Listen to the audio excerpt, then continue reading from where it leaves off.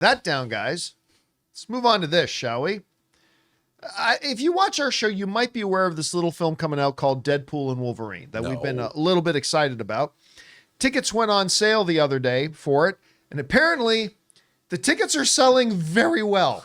Now, we talked on the show bringing up some movie theater seating charts, showing all those screenings, at least in our areas here in Southern California, they're all selling out. Well, according to the world's largest ticket seller, Fandango, they're selling very well. How well? Well, this is what comes to us from the folks at CBR. Per Fandango, Deadpool and Wolverine established a new ticket record for 2024, garnering the best first-day sales of any movie released this year after tickets went on sale on May 20th. Furthermore, the lone MCU film to release in 2024 outpaced Deadpool and Deadpool 2 in first-day ticket sales, suggesting a strong opening weekend for the Sean Levy-helmed flick.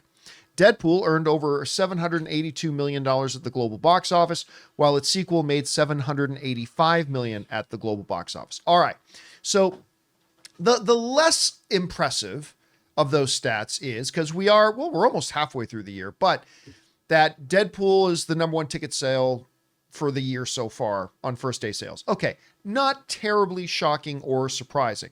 Fandango didn't let us know by how big of a margin it was. But here's what's interesting. In talking about the fact that it outsold first day tickets for the previous movies, outpacing those, that can be interesting, because let's take a look at this. The first Deadpool movie, remember, Deadpool 2 or Deadpool 3 is now outpacing these. Deadpool, the first one, ended up making $132 million on its opening weekend. Deadpool 2 made $125 million on its opening weekend. According to Fandango, the ticket sales right now are ahead of where the ticket sales were for Deadpool and Deadpool 2 at their respective times. All right. So let's speculate here a little bit. Let's see if we can figure out a trajectory here. I am still sitting on the $150 million mark. I still think $150 million opening weekend is a strong thing. Now, you might say, and I understand, well, John, if it's already pacing ahead of it, it could be 180, 190, 200. It could. It's possible. But remember, I think today more people get tickets on first day than maybe they did, 6 or 7 years ago. I mean, back around the first Deadpool, that's when people really started buying their tickets early and when they first drop online and all that kind of stuff. Yes, but I think it's a little bit more there. And also, just because we're able to set a trajectory, just because it's outpacing ticket sales right now, that does not guarantee it will exceed what those other ones did. It gives it a very good chance, but it doesn't guarantee it. So just little things there. So because of all that, I'm still feeling pretty good about that $150 million opening weekend prediction of mine. Anyway, Rob, Fandango saying biggest ticket sales of the year, outpacing Deadpool 1, outpacing Deadpool 2. What does all this tell you? And what stands out to you? This movie's going to be a big hit. I know it takes some powers of perception to come up with that analysis, but I do think that obviously this shows how much excitement there is over this film. From the very beginning, you know that video and Hugh in the background's walking up the stairs. How'd you feel about playing Wolverine again? Sure, Ryan. Sure, Ryan. From that whole so thing, good. I mean, they played this beautifully. I mean, this from the very beginning, the inception of this whole project to where it's going now. I only hope the movie lives up to it all, and I think it probably will. I really have a lot of faith in Sean Levy directing. I really have a lot of faith in this team. I think that Ryan Reynolds and Hugh Jackman have been planning this. They've been playing this feud, whatever, beautifully. And I gotta say, John, it's fun. The whole thing about this movie is fun, and I think people are like hungry to have a good, fun time at the movies and to be entertained by this. And obviously, we saw that the marketing campaign is going to be for the next 2 months just as hilarious as the movie. Did you get a chance to see that Heineken commercial yet? Yeah, I did. Isn't that funny, dude? I can't even wait to see. Like, I hope they do some weird off the wall, like if they do an Ozempic ad, I think that would be. I don't know what they're going to do, but whether it's big pharma or whether it's ladies' underwear, I don't know, but they're going to have a lot of fun. I don't know. International Women's Day. How do you go from? Okay, never mind. Come on, you know how I think. But no, I think this is amazing, and I think that I never question what Rob's leaps. what I really like to see is that Marvel is coming back. They're roaring back into theaters, and to see people excited about an MCU movie, for me to feel excited about an MCU movie, I think that's great. It's great. There's still something people say to me a lot, because I mentioned the other day, I still believe this will be, provided the movie doesn't suck, and it could suck. Right, it could suck. But provided it does not, I believe this is a $1 billion film. And, one of our viewers right now, Jamel Taylor, in the live chat is saying, I still don't see $1 billion. No Deadpool movie has hit that. Okay, true. And I've said this before, but I want to say it again here. There are a couple of things working against the idea of Deadpool 3 being a $1 billion film. One is that it is an R-rated film. There's only ever been one R-rated film to make $1 billion. Just happened to also be a comic book movie, Joker. The other thing working against it is the other Deadpool movies did not themselves reach $1 billion. They both got real close to 800 million. They made like 1.5, 1.6 billion combined, but neither one of them individually hit $1 billion. Acknowledged, 100%. What I believe pushes that over are three different things. That may be four. Number one, we've been waiting 6 years for a new Deadpool movie. What's the old saying? Absence makes the heart grow fonder, right? People have been wanting to see this. Number two, this is the first Deadpool movie in the MCU, which is what people were screaming for even when the first two Deadpool movies came out. Number three, they have been laying the groundwork for Hugh Jackman and Ryan Reynolds to be doing this for 5 years. With all the faux online rivalry and all, they have been laying the brickwork for this. And Hugh Jackman, coming off of arguably a top 1, 2, or 3 greatest comic book movie of all time, him returning as Wolverine, that's going in its favor.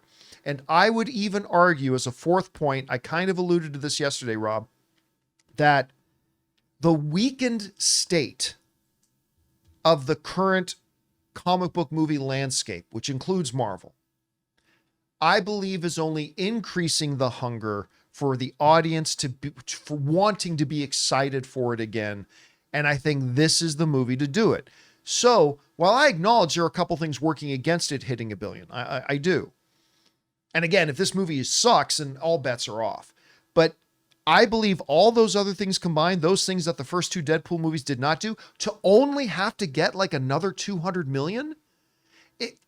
Honestly, if you don't think a 6-year wait, Deadpool now being in the MCU, Hugh Jackman coming in as Wolverine, and the fact that people are really yearning a good comic book movie again, if you don't think those four things can equal 200 million more, that's not much.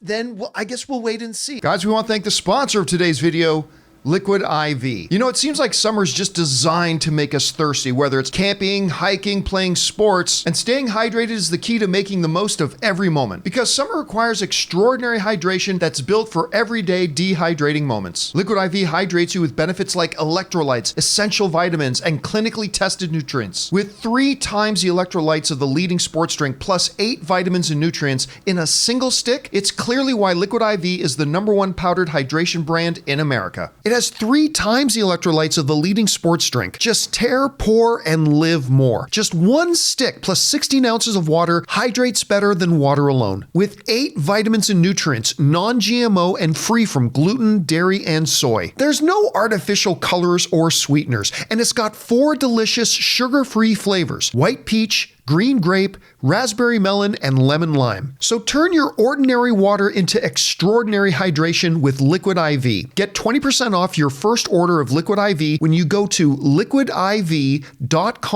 and use the code Campea at checkout. That's 20% off your first order when you shop Better Hydration today using promo code Campea at liquidiv.com. I don't know, Rob, what do you think about all that? Well, if Taylor Swift and the singing and dancing of The Greatest Showman is part of the movie, I think it's definitely going to be over the top.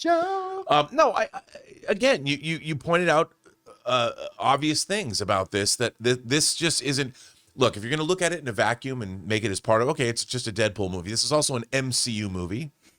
We've moved from Fox over to Marvel. And I think that this has a lot more going for it if cameos themselves, if they're used in an interesting way. And if this movie's wildly entertaining and it becomes like, already it's a zeitgeist movie, already everybody's excited about it 2 months out. I see that we're going to know exactly by the end of weekend 1, we'll know. Oh yeah, 100%. I mean, 100%. it will know. And the worldwide opening, I mean, this could open. I see this movie, maybe because it's R-rated, I can't say this, but there's probably as much excitement around this as there was for Infinity War when it came out. Ooh, I don't know if I'd go that far. Because you're talking about the culmination of like I know 12, 13 years of filmmaking. I know, I get it, but that was I'll say No Way Home. I'll put this on the level, yeah, the anticipation, excitement yeah, level at of least, No Way Home. Absolutely. But I think that, yeah, that's fair. Yeah, maybe Infinity War is too much, but I mean that translates to like a $260 million opening if you're saying No Way Home. Yeah, I mean No Way Home made how much money? Yeah, No Way Home did. It had one of the biggest. Ray, what was the opening weekend for No Way Home? It was 260 It was 260 and 357 yeah, for Endgame. I know. I don't see Deadpool. I'm just saying I feel kind of the enthusiasm for it. But here's the crazy thing: we're still 2 months out. Yeah. They haven't even really started their marketing campaign yet. But No. I still think 200 is out of. I just don't see it making 200. The one thing this doesn't have is families. You can't bring kids to this. you can. I mean, you could if you wanted to. Yes, I mean, see, that's the thing. There are countries in this world. I think it's been a while since I've been there, but I think in Canada as well. There are countries in this world where if a movie is rated R, that means kids can't go.